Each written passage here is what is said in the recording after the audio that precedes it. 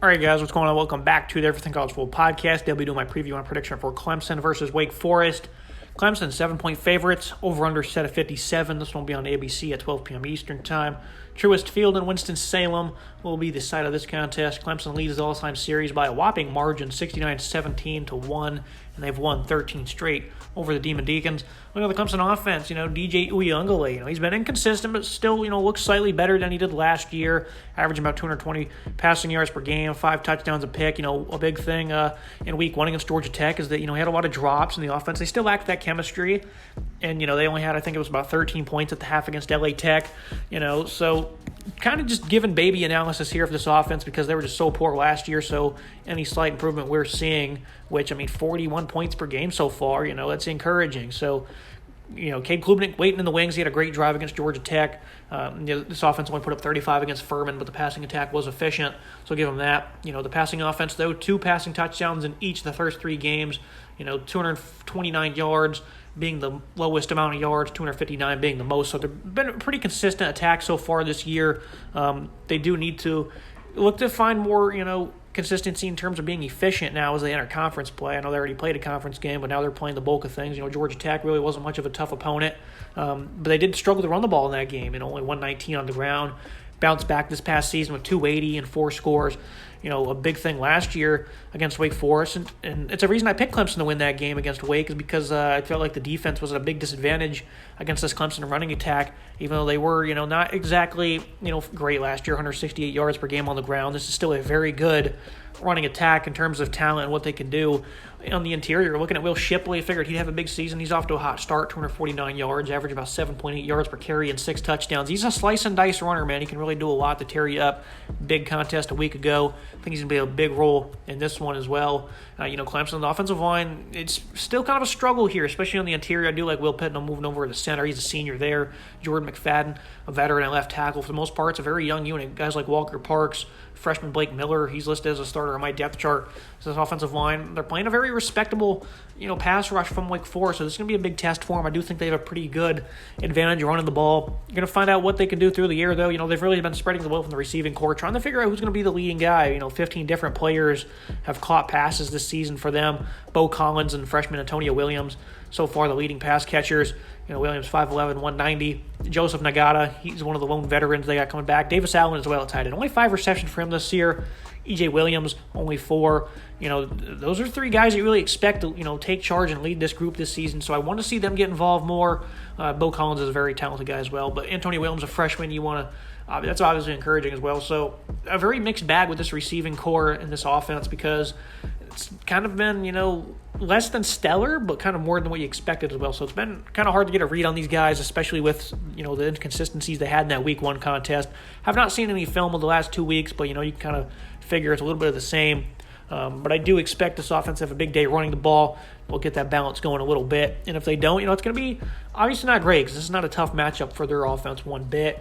Looking at the Wake Forest offense, Sam Hartman back, 625 yards, 7 touchdowns, 2 picks in 2 games. He was ruled out indefinitely with, I don't remember what the injury was, but he missed week 1. Glad to have him back, though. He's got a deep backfield. Christian Turner, Justice Ellison, the featured backs. Christian Beal Smith, of course, transferred out, but they still got those 2, a nice little duo here. The running game has struggled immensely, though, especially here against Liberty. They really got tore up. These guys are averaging only 128 yards per game through 3 contests. Had only 151 against Vandy, 26 attempts for 21 yards against Liberty. That's just poor work right there. They were not able to get anything going one bit. But the passing game is obviously going to be something to watch in this game against a very impressive secondary. Plays with a lot of energy of Clemson. A.T. Perry, they're glad to have him back. Donovan Green, he's they help establish one of the nation's better duos. Green did not play last year due to injury. Very happy, though, he's back in the rotation. He's got 12 receptions for 184 yards. Taylor Morton as well, 13 grabs, 139, and 2 touchdowns. Those 13 receptions lead the team. Keyshawn Williams, he was a big part last year. He didn't play a massive part, but he did average 15 yards per reception on 27 grabs. And, he's a 30 leading receiver right now. So they got 4 very respectable options. Jamal Banks has also got involved a little bit this year. So this is going to be a passing attack. They struggled last year because, they couldn't block anybody against this nasty defensive line. That's still going to be a problem. Sam Hartman, though, he does have those 2 interceptions. He had 15 or 14 of them rather last year. It's been a big problem in his career is turnovers, and that's something to watch against a defense like this that has so much energy and so much playmaking available to them. So that's going to be one thing to watch. Wake Forest cannot turn the ball over here because I do expect their defense to struggle a good bit. But the thing is with this unit is they can keep up with anybody, especially with these receivers being as deep as they are. The running backs are certainly capable, and then a guy like Sam Hartman that's played so much football. So I think this offense, the offensive line, they have struggled to start the season.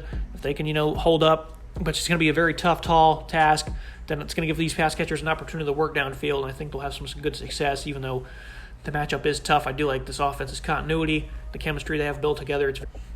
Looking at the Clemson defense, Brian Brissy returns following the death of his sister. Rest in peace to Ella, who died of cancer, unfortunately, at the age of 15. This defensive line, though, these guys are massive. They possess a big-time mismatch for this Demon Deacons offensive front.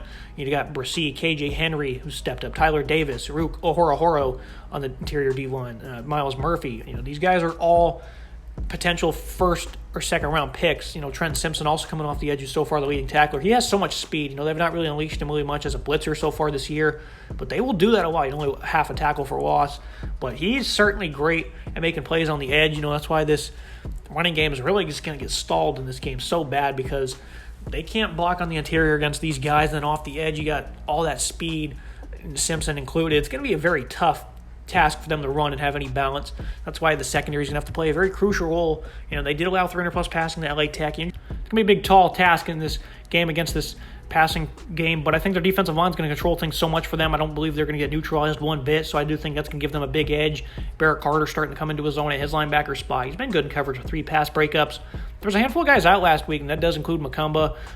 Davis was also out up front. I believe that they're not too worried about their injuries, a little banged up, but they're all going to get to go, I believe, in this contest. Very great defense for Clemson. This is going to be an opportunity to really prove how good they're going to be this season because this is a tough offensive attack. They had no problems with them last year. They did give up 27 points, but they're blowing them out so bad that they're just giving up plays. But I do think that this defense, they're really going to have the number of Wake Forest here. They're not going to give up many big plays. I do think they'll have some success on the boundary in terms of playmaking downfield because I do think the A.T. Perry especially has an edge against these corners, Nate Wiggins and whatnot. So these guys are still trying to grow because it's a pretty young unit overall. I think Fred Davis is actually the starter on the other side. But regardless, it's going to be a good opportunity for these guys to get valuable game reps. I think they're going to have a big-time game, though, on Saturday. Looking at the Wake Forest defense, coming off 2, pretty respectable efforts, I guess you could say. 333 rushing yards to Clemson late last season, of course. Looking at the Wake Forest defense, coming off 2, interesting efforts. Vanderbilt put up 25 points, under 300 yards they held them to, which, that's a pretty good number. Liberty, though, 437 yards, 5.7 yards per play. Ran it fairly well, had some good success through the air as well. And, of course, they allowed 333 rushing to Clemson late last season. This defense is, just they don't have a lot of speed. The talent, I think they're certainly there. Rondell Balfour, Kobe Turner, Ja'Cory Jones, lead a very respectable D-line with some playmakers. Those guys, I think they can really get after it. And this is not an offensive line that's going to overwhelm you by any means, so I do think that's something to watch. And it's Ja'Cory Jones. I think I said Jones. But these guys have some depth, and they got some guys that can make plays on the interior and off the edge. So I think that's their best chance of winning is, kind of slow down this run. Try to tee off on Uyunglele if you can, because I think the secondary, they got a lot of guys that are really underrated. Malik Mustafa, for example. I do like Jasheen Davis is another guy on the D-line. Kalen Carlson, Malik Mustafa. They have some playmakers. Gavin Holmes, there are some young guys there, but they're young and they're upcoming. I do think these guys can certainly make their impact on this game. I just don't really trust their ability to cover because that's one thing. They've always had talented guys in the back end, but they've never been able to cover very well. A lot of free roaming space. And they're facing talented wide receivers. Obviously, they're still struggling, still trying to establish chemistry. That's the problem that Clemson had last year. But those guys are plenty capable of winning their matchups, and I think that's something to look for in this game. I do think if this D-line, though, can start to make plays, set things up for Ryan Smenda in the young linebacking core that's really going to be tasked with slowing down this rushing attack, then, the D-line for both teams is really going to set the tempo, but more importantly for Wake Forest, because I think they're capable of doing that, and they can certainly take over games. I think they have the depth and the talent to do so, and it's not an overwhelming offensive line, like I said, so if they can start kind of control things in the trenches and get off the ball well, then that could be big for this defense, and they'll allow them to get off the field. Looking at team comparisons, Wake Forest gets the edge at quarterback. I think Sam Hartman is, clear as day. Better, play caller here. He's the better single caller. Has a turnover issue, but, still, he really knows how to air it out, understands this offense very well. Running back, Will Shipley, I'm going to give them the edge. They've not really gotten anybody else involved other than Shipley. Kobe Pace, I think he's coming off a preseason injury. Been very hobbled this year, limited touches. Wide receiver, I think Clemson, they're pretty deep and they've been spreading it out, but A.T. Perry is probably the best pass catcher in this game. And I think, the top 4 guys I mentioned earlier, their guys are all pretty productive for them. They'll air it out to those guys. And then the rest goes to Clemson, the offensive line. It's not an overwhelming unit like I've been saying, but I do think they're much better than the Demon Deacons. D-line, the nation's best. Easy, unanimous pick there. Linebacker, I love Trenton Simpson. Barrett Carter's playing very well. And then the secondary, Clemson gets the edge there as well. I'll give my final thoughts on the prediction on this game. The keys to this contest, be disciplined in the secondary for Clemson. You don't want to get beat deep because Wake, that's something certainly they can do. And then unleash the D-line against an inconsistent offensive front. It does have some good size, but you guys are going to be able to dominate guys all season long up front, so that's certainly a key to watch every single week with the Tigers. For Wake, load the box, slow down the run, and then, got to give Hartman time. When it comes down to slowing that run game down, give that secondary that has some playmakers in the back end an opportunity to showcase that.